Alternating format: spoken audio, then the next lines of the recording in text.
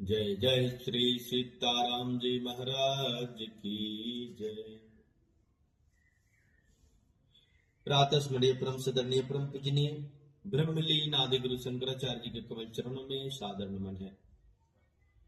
छोटे छोटे बच्चे बच्चियां, माताएं बहनें, भक्त स्थल प्रेमियों, बंधु सज्जनों एवं धर्म प्रेमियों, आप सभी को अलौकिक धारा ज्ञान में हार्दिक स्वागत है, वंदन है, अभिनंदन है। आप सभी का चंदन है। प्रतिदिन की बात थी, आज भी अलौकिक धारा ज्ञान इस बात का कृतार्थ और कल्याण करता है कि आपका उपस्थिति ही अपने जीवन का कृतार्थ और कल्याण चाहते हैं। अलौकिक धारा ज्ञान व दिव्य ज्ञान है जहां से जीवन की अस्तित्व, आरंभ और अंत होती है। और आरंभ और अंत में ये जो जीवन का जो सार है वो शब्दों से जुड़ी हुई है, और शब्द से ही प्रकाश है, शब्द से ही विनाश है, शब्द से ही विकास है। ये जो शब्द है, ये शब्द भाषा और विषय नहीं बल्कि यह जीवन का चेतना है और आत्मा का यह भाषा है। मनुष्य का जीवन शब्द से ही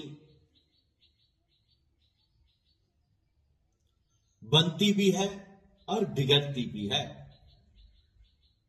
शब्द ही जीवन का युद्ध करा देता है और शब्द ही टूटे हुए रिश्तों को जोड़ देता है, संबंधों को जोड़ देता है। शब्द बोलना यानी शब्द ध्वनि, ये जो निकल रही है ये ध्वनि ही यह ऊर्जा है। चेतना का जो कंपन कहते हैं, जो ब्रह्म का कंपन कहते हैं, यही तो शब्द है। शब्द ही तो ब्रह्म है। ये जो चेतना है और चेतना के अंदर जो कंपन है वह ब्रह्म ही तो है। वेद का पहला शब्द ओम का नाद है। नाद से ही सृष्टि की संरचना है और नाद से ही यह शब्द की उत्पत्ति है। नाद से ही ध्वनि की निर्माण है और नाद से ही यह सृष्टि की संरचना है। पूरी संसार में जो ये दृश्य ध्वनि से प्रकट दिखता है, ये ध्वनि ही सब कुछ दृश्य का संरचना करती है। जब मनुष्य के भीतर भावना जागती है, मनुष्य के जब भीतर जब भावना जागती है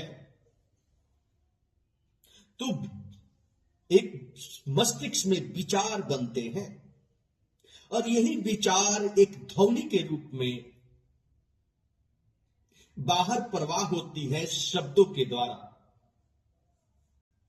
अध्यात्म कहता है कि शब्द की उत्पत्ति ईश्वर की चेतना से मानी गई है,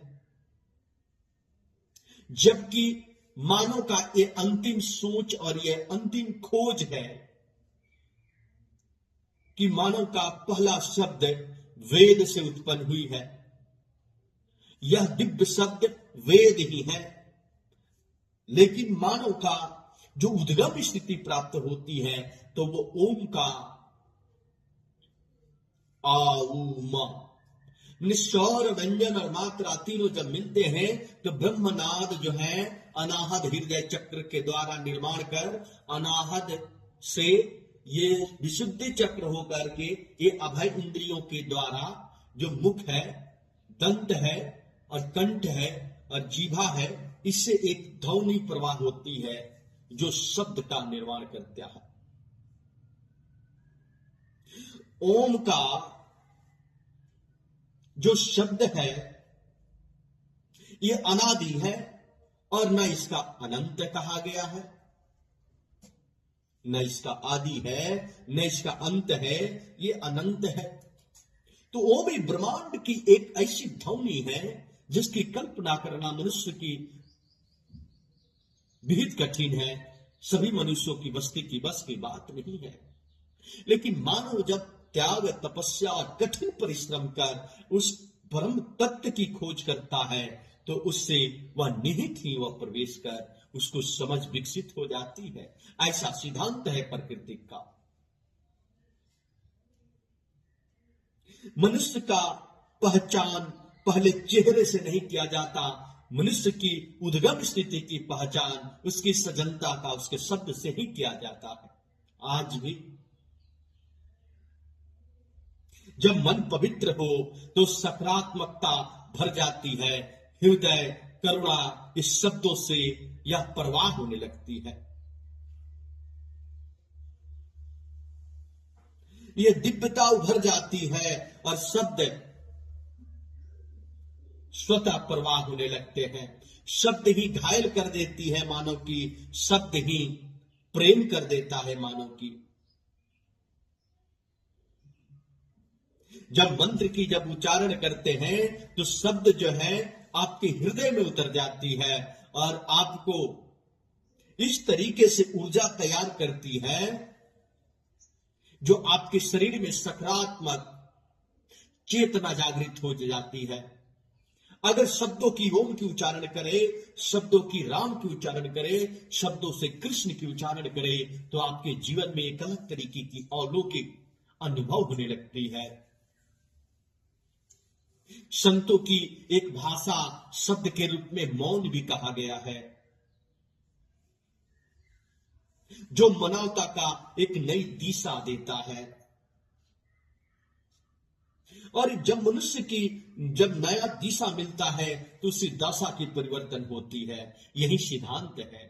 जो शब्द ब्रह्म है, शब्द की उत्पत्ति और अंत सिर्फ नाद से ही है। शब्द कहां से आती है और कहां चली जाती है, आज भी मनुष्य का खोज का यह परम रहस्य है। शब्द से ही मानव की उसकी उच्चता की परख कर ली जाती है, उसकी सजनता की परख कर ली जाती है, उसके ज्ञान की परख कर ली जाती है और उसके अंदर छिपी हुई रहस्य को भी जानी जाती है। लेकिन शब्द ही है कि मानव के बीच में एक दुश्मन बना देती है।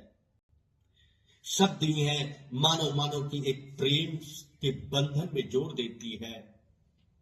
तो शब्द बहुत बड़ी ब्रह्म तत्व से जुड़ी हुई एक ऐसी शरीर में ही एक ऐसी क्रिया है जिसकी प्रतिक्रिया मनुष्य आज भी निरंतर इस पर चिंतन कर खोज में लगा है।